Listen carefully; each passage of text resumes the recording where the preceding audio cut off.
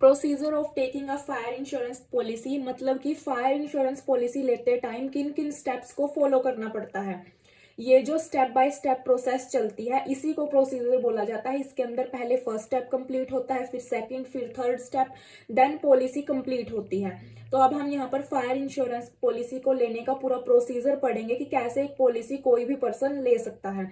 पहले वाली वीडियोस में हमने फायर इंश्योरेंस का मीनिंग, कैरेक्टरिस्टिक्स और इसके जो प्रिंसिपल्स थे वो पढ़े हैं। अब इसका प्रोसीजर स्टार्ट करते हैं। फर्स्ट स्टेप क्या है? सिलेक्शन ऑफ इंश्योरर, मतलब कि कोई भी पर्सन जो अपनी प्रॉपर्टी का या फिर अपने गुड्स का इंश्योरेंस करवाना चाहता है तो उसके लिए सबसे पहला स्टेप होगा इंश्योरर को सिलेक्ट करना। इंश्योरर का मतलब क्या होता है? इंश्योरेंस कंपनी, मतलब वो सबसे पहले इंश्योरेंस कंपनी को सिलेक्ट करेगा कि वो कौन सी कंपनी से अपना इंश्योरेंस करवाना चाहता है। अब इंडिया के अंदर बहुत सारी कंपनियां हैं जो फायर इंश्योरेंस करती हैं।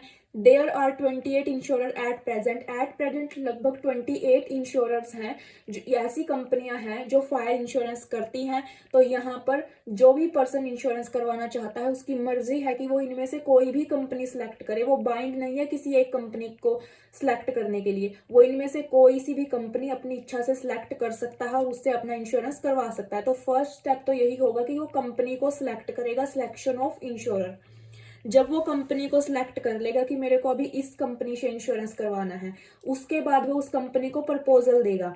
सेकंड स्टेप क्या हो गया? अब proposal form, filling of proposal form by proposer. ये जो प्रपोजल फॉर्म होता है ये प्रपोजर के द्वारा भरा जाता है। अब यहाँ पर प्रपोजर कौन है? प्रपोजर का मीन्स उस पर्सन से है जो इंश्योरेंस करवाना चाहता है।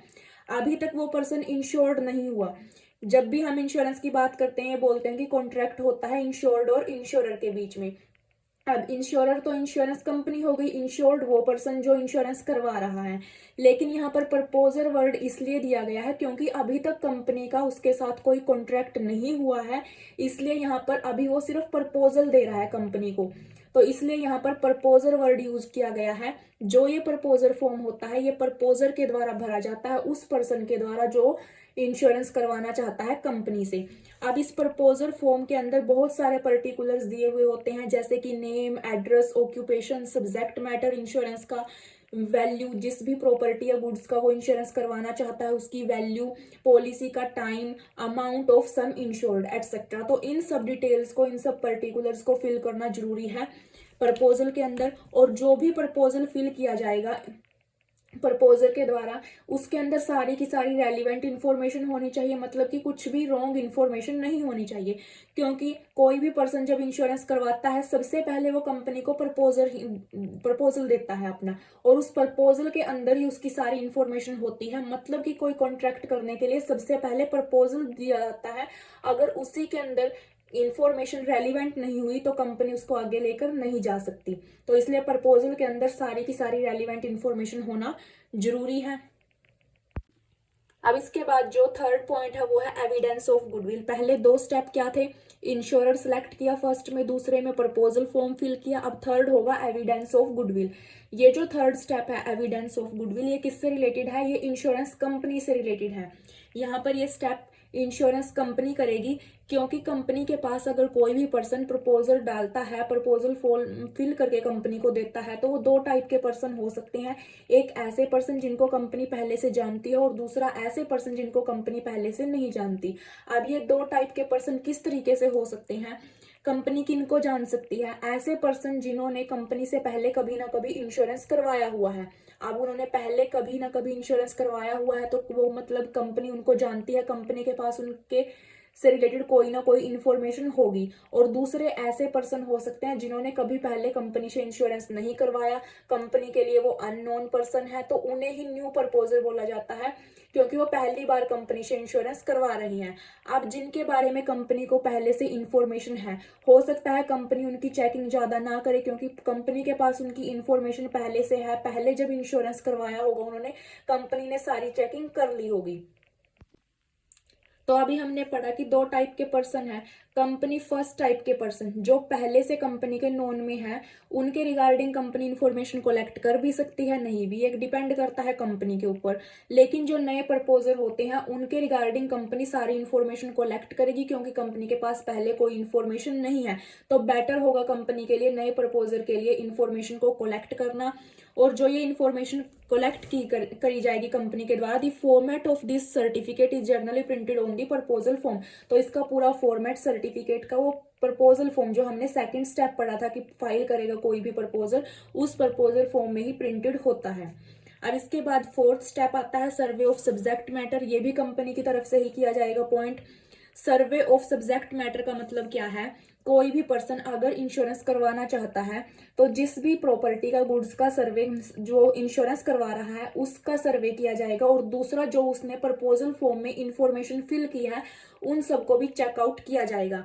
जब भी कोई कंपनी प्रपोजल फॉर्म रिसीव करती है तो उसके रिगार्डिंग वो पूरा सर्वे करती है, पूरा चेकआउट करती है। और कई केस ऐसे होते हैं कि कंपनी को सर्वेयर अपॉइंट करना पड़ सकता है। सर्वेयर कौन होता है, वो पर्सन जो सर्वे करता है। तो इसके लिए कंपनी को सर्वेयर भी अपॉइंट करना पड़ सकता है, जो क्या करेगा, पूरे सब्जेक्ट मैटर की कंडीशंस को चेक करेगा, वैल्यू जिस भी प्रॉपर्टी का या फिर गुड्स का वो इंश्योरेंस करवा रहा है उसकी वैल्यू को चेक करेगा, उसके सराउंडिंग को चेकआउट करेगा, उस प्रॉपर्टी की लोकेशन, सिचुएशंस, उसके अंदर कितना रिस्क इन्वॉल्व है, इन सबको चेक करेगा। और वो इसके साथ साथ जो भी प्रपोजल के अंदर उस पर्सन ने इंफॉर्मेशन फाइल की है उन सब की डिटेल भी चेक करेगा। इसलिए सेकंड स्टेप में बोला गया था कि जब भी कोई पर्सन प्रपोजल फॉर्म फिल करता है उसके लिए मैंडेटरी है कि वो अपनी सारी की सारी डिटेल, सारी की सारी इंफॉर्मेशन रेलिवेंट ही फिल करें, क्योंकि बाद में जब सर्वे किया जाता है कंपनी के द्वारा, चेकिंग की जाती है कंपनी के द्वारा, तो उसका प्रपोजल भी चेक होता है। इसके बाद जो फिफ्थ स्टेप है वो है acceptance of proposal form. Company proposal form को एक्सेप्ट कब करेगी, जब कंपनी पूरी तरह से कंप्लीटली सेटिस्फाई हो जाती है प्रपोजल फॉर्म से, तब जाके वो उसको एक्सेप्ट करती है, अदरवाइज रिजेक्ट करेगी। रिजेक्ट किस केस में होगा, अगर इंफॉर्मेशन रेलिवेंट ना दी गई होंगी, कोई ना कोई उसके अंदर रॉन्ग इन्फॉर्मेशन डाल दी होंगी, या फिर जब सब्जेक्ट मैटर का सर्वे जो हमने फोर्थ पॉइंट पढ़ा है अभी, उस सर्वे के अंदर कोई ना कोई गड़बड़ पाई जाती है प्रॉपर्टी के रिगार्डिंग जिसका भी वो इंश्योरेंस करवाना चाहते हैं, तो कंपनी उस प्रपोजल को रिजेक्ट कर सकती है। और अगर कंपनी पूरी तरह सेटिस्फाई हो जाती है तो वो उस प्रपोजल को एक्सेप्ट कर लेगी। तो अब फिफ्थ पॉइंट है कि अगर कंपनी उस प्रपोजल को एक्सेप्ट कर लेती है तो यहाँ पर जो कॉन्ट्रैक्ट होता है दोनों पार्टीज के बीच में वो एग्जिस्टेंस में आ जाता है, इंश्योर्ड और इंश्योरर के बीच में कॉन्ट्रैक्ट बन जाता है। तो यहाँ पर जो हमने पहले प्रपोजर वर्ड पढ़ा बार बार कि कोई पर्सन जो इंश्योरेंस करवाना चाहता है वो प्रपोजर फॉर्म फिल करेगा, इसलिए उसे प्रपोजर बोला जाता है। तो यहाँ पर इस स्टेप के कंप्लीट होने के बाद हम उस पर्सन को इंश्योर्ड पर्सन बोल सकते हैं, क्योंकि दोनों पार्टीज के बीच में अब कॉन्ट्रैक्ट एग्जिस्टेंस में आ गया है, इंश्योर्ड और इंश्योरर के बीच में। अब इसके बाद जो नेक्स्ट सिक्स स्टेप है वो है इशू ऑफ कवर नोट। जब भी कोई भी पर्सन जिसने इंश्योरेंस करवाया, मतलब इंश्योर्ड पर्सन, वो प्रीमियम डिपॉजिट करवा लेता है कंपनी को, तो उसे एक कवर नोट इशू कर दिया जाता है। कवर नोट क्या होता है, कवर नोट एक ऐसा नोट होता है जिसमें जो बाइंड करता है इंश्योरर को, मतलब कंपनी को बाइंड करता है टू कंपेंसेट द रिस्क, कि अगर इस पर्सन को रिस्क हो गया तो कंपनी उसे कंपेंसेट करेगी, उसे लॉस की अमाउंट प्रोवाइड करेगी। तो कवर नोट क्या है, a cover note bind the insurer to compensate the risk, मतलब एक ऐसा नोट जो रिस्क होने के केस में इंश्योर्ड पर्सन को कंपेंसेट करेगा।